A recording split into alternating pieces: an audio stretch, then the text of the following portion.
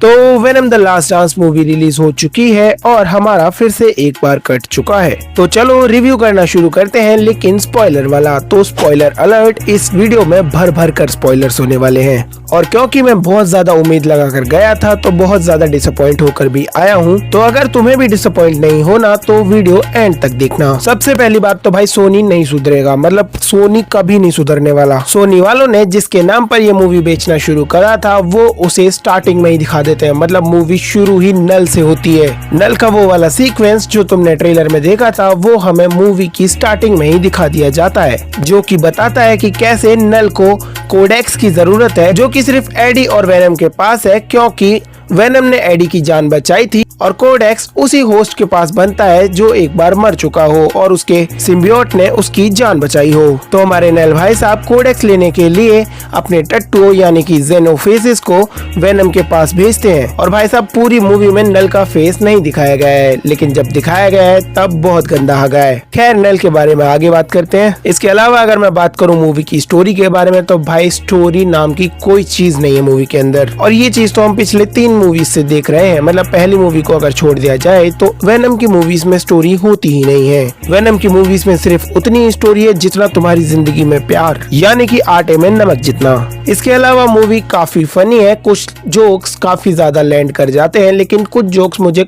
उतने ज्यादा अच्छे नहीं लगे। जैसे कि ये क्या क्या देखना पड़ रहा है, मैं अंधा क्यों नहीं हो जाता, ऐसे क्लासिक जोक्स भी हैं। तो मूवी वेनम और एडी की फनी केमिस्ट्री को हमेशा की तरह दिखाती है। इसके अलावा अगर मैं एक्शन सीक्वेंस की बात करूँ तो भाई वो भी एकदम फाड़ है। एक्शन देखने में तुम्हें मजा ही आ जाएगा। वेनम और एडी का एक्शन एक नंबर का है। मतलब हमारे एडी भाई के उछलने वाले सीन तो गजब ही है, और ऊपर से वेनम भाई जब खोपड़ियां चबाते हैं तो मजा ही आ जाता है। इसके अलावा मूवी का जो सबसे बड़ा वीक पॉइंट है वो ये है कि मूवी में एक भी वो मोमेंट है ही नहीं। मतलब एक भी ऐसा मोमेंट मुझे तो नहीं लगा जिसमें तुम थिएटर में उठकर सीटी बजा सको, क्योंकि ये लोग नल को स्टार्टिंग में ही दिखा देते हैं और फिर बीच में उसकी थोड़ी थोड़ी सी झलक दिखाते हैं।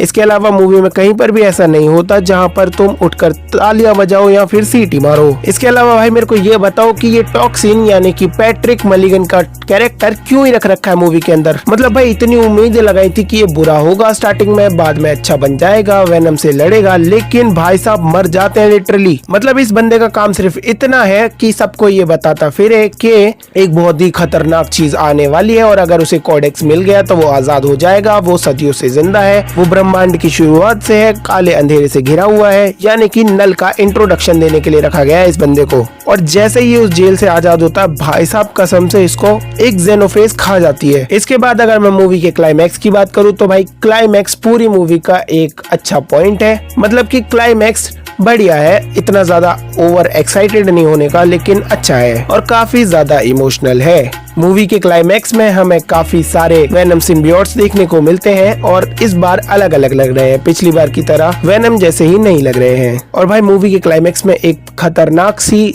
वेनम सिम्बियोट आएगी जिसे देखकर तुम्हें मजा आ जाएगा। इसके अलावा ये काफी ज्यादा इमोशनल है क्योंकि वेनम और एडी की स्टोरी को एंड करता है और वेनम के सेक्रीफाइस को दिखाता है, जहाँ पर एंड में हमारा एडी बिल्कुल अकेला रह जाएगा। इसके अलावा अब चलो बात करते हैं मूवी के पोस्ट क्रेडिट सीन्स के बारे में। तो भाई मूवी में 2 पोस्ट क्रेडिट सीन है और पहला वाला तुम ठीक ठाक कह सकते हो, लेकिन दूसरा वाला तो पोस्ट क्रेडिट पता नहीं क्यों ही रख रखा है। पहले वाले पोस्ट क्रेडिट में हमें नल दिखाया जाता है और भाई पूरी स्क्रीन पे में सिर्फ नल का फेस ही दिखेगा और नल उसमें बोलता है कि मैं आ रहा हूँ तुम्हारी दुनिया तबाह करने। भाई तुम वेनम को मार चुके हो और किसी का पता नहीं है इस यूनिवर्स में, पता नहीं नल क्या ही करने आएगा। और नल का फेस हमने जैसा एक्सपेक्ट किया था वैसा नहीं है। मतलब कॉमिक बुक एक्यूरेट है लेकिन अच्छा नहीं लगा। इसके अलावा अगर मैं दूसरे वाले पोस्ट क्रेडिट की बात करूं तो भाई दूसरे पोस्ट क्रेडिट में कुछ भी नहीं है। वो बार वाला बंदा एक वीरान सी जगह पर दिखाया जाता है और वहीं पर हमें वो मेंढक भी दिखाया जाता है जिस पर वेनम चढ़ा था। तो हो सकता है उस मेंढक के अंदर वेनम का थोड़ा बहुत पीस बचा हो शायद। और हमेशा की तरह इस बार भी स्पाइडरमैन नहीं आया। और कुल मिलाकर ये मूवी बस ठीक ठाक ही है, मतलब एक बार देखी जा सकती है बस। लेकिन अगर तुम स्पाइडरमैन के लिए ये मूवी देखने जा रहे हो तो भाई बिल्कुल मत जाना, और अगर नल के लिए भी देखने जा रहे हो तब भी मत ही जाना, क्योंकि नल का इस मूवी में सिर्फ उतना ही काम है जितना द अवेंजर्स मूवी में थैनोस का था। बस फर्क इतना ही है कि वो बीच बीच में आता जाता रहता है। खैर यहाँ तक वीडियो देखने के लिए थैंक यू सो मच। अपना ध्यान रखो और देख लो, मूवी देखनी है तो मतलब क्या ही बोलूं, मैं तो कटवा चुका हूँ अपना।